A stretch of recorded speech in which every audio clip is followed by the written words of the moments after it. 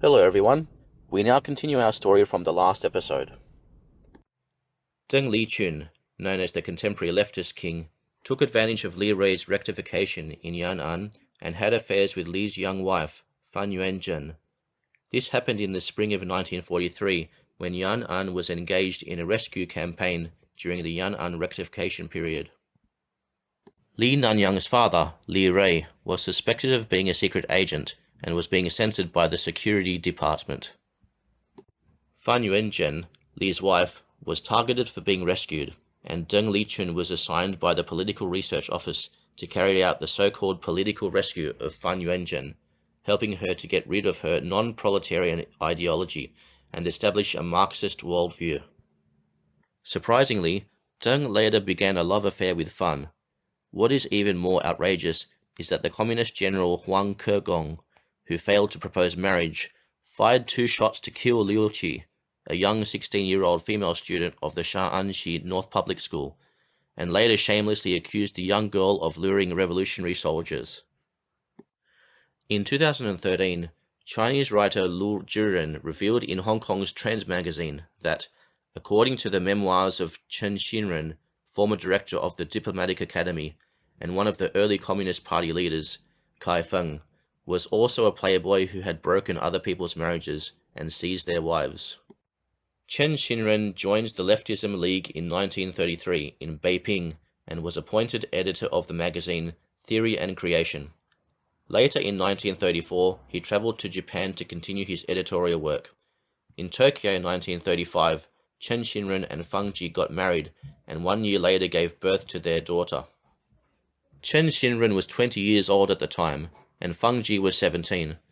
After the outbreak of the war, Chen Xinren returned to China to serve in the new Fourth Army, while Fang Ji went back to work in Baoji, northwest of China. During the 3 or 4 years of being separated, Chen Xinren received 4 or 5 letters from her, but never realized his wish of transferring Fang Ji to work for the new Fourth Army. One day, the new Fourth Army political commissar Liao Siguang suddenly found Chen Xinren and suggested he begin a new marriage. Chen felt confused at the time, as he already had a wife and family, and the organization had promised to transfer Fang Ji to work in the Ministry of the Military. Why bring up the issue of remarrying? Liao Siguang then stated bluntly, Fang Ji, who was renamed to Wang Qian, became secretary of Feng and married him. After hearing this, Chen Xinren came to realize that his family had fallen apart. Feeling grief and anger, he claimed he did not understand the matter. However, right after the conversation with Liao Siguang, Chen Xinren received a letter from his wife. The letter contained a few words. I have been away for several years. I don't know where to hear from you. We can never be together. Please find another partner and take good care of yourself. Who was this Feng? Formerly known as He Kequan, he was a member of the Communist Party's Politburo and secretary of the Central Committee of the League. After receiving this letter, Chen Xinren concluded that his wife had left him. He came to learn that Secretary Kai took his wife Fang Ji at the same time, but also abandoned his wife Liao Siguang, who came from a peasant background with many hardships, and Liao was expelled from the house by Feng's guard.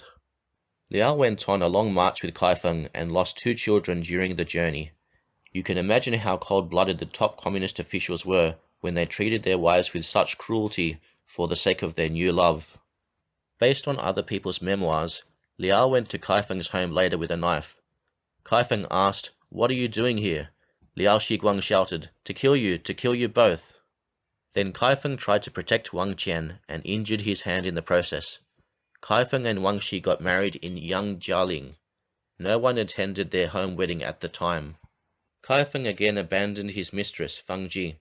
According to the memoir of Chen Xinren, the ex-husband of Fang Ji, during the Cultural Revolution, Chen learns from the members of the task force set up by the rebels at the Diplomatic Academy that Feng had a new lover and abandoned Wang Xi in order to marry another. He spread the lie that Fang Ji had died. So where was Fang Ji at that time? According to an investigation, she had been abandoned alone in Shenyang and became mentally disordered. Later, Fang Ji developed cancer and died in April 1971 at the age of 52. When she died, she was not surrounded by any relatives. With the help of the local neighborhood committee and neighbors, her ashes were scattered on the land of the northern wilderness. Do you believe in karma? The short life of Fang Ji can be a vivid example of it. Chen Xinren lived 34 years longer than his ex-wife Fang Ji, and after his death in 2005, a 430,000-word memoir called Chen Xinren's Memoirs was published by the Communist Party's People's Network. It is said that in the caves of Yuanzhen there was a dance party almost every night, and those who clung to the leaders were young women who demanded progress. It was because of such practices in Yuanzhen that Wang, Shiwei and Ling wrote books such as Wild Lilies and Reflection on the 8th of March, blaming the chaotic situation in Yuanzhen. Wang and Deng were punished for this. You can understand why the Communist Army bought so much medicine for philandering. That's the end of our story. It turns out that promiscuity is in the Communist DNA. The practice has existed since the past and continues in the present day. The reason is that the Communist Party has a natural ideological aversion to the traditional morality of male fidelity and female chastity.